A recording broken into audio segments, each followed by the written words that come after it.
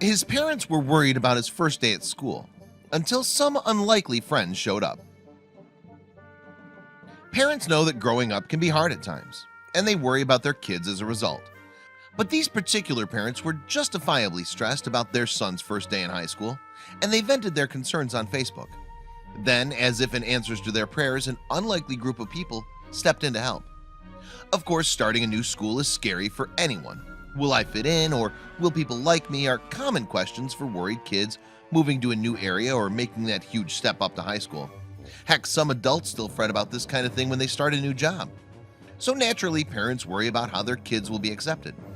After all, they've been there themselves and know only too well how hard it can be. And this can be especially true for kids who stand out from their peers or who are markedly different. This was certainly the case for Sean Mayer. Even though he was, in fact, excited about his first day of high school, the Allentown, Pennsylvania teen was due to start his new school on September 1st, 2015, and his parents were genuinely concerned about their son being accepted. That's because Mayer is different from other kids, and it's perhaps because of his differences that he was unaware of how he might be treated different by the other students. Why? Because Mayer has Down syndrome. Consequently, Mayer's mom was worried about the possibility that kids would single out her son because he was different. Worse, would they bully him because of his learning difficulties? And she was arguably right to be worried. High school wouldn't, after all, be the easiest environment for him to thrive in.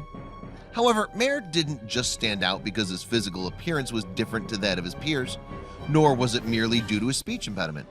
No, he'd also have more difficulty in keeping up with his schoolwork because of his Down syndrome.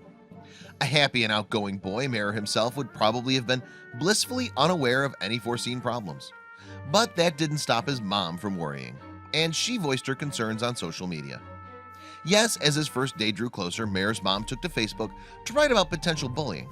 What should she do? Could anyone advise her on how to handle it? Could anyone help him?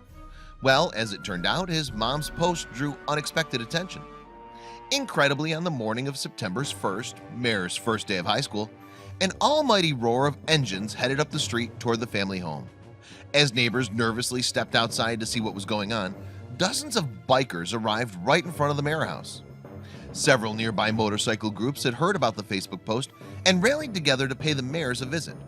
Moreover, within just a couple days, they'd gathered in their dozens to spread their own message, which nobody was likely to forget in a hurry.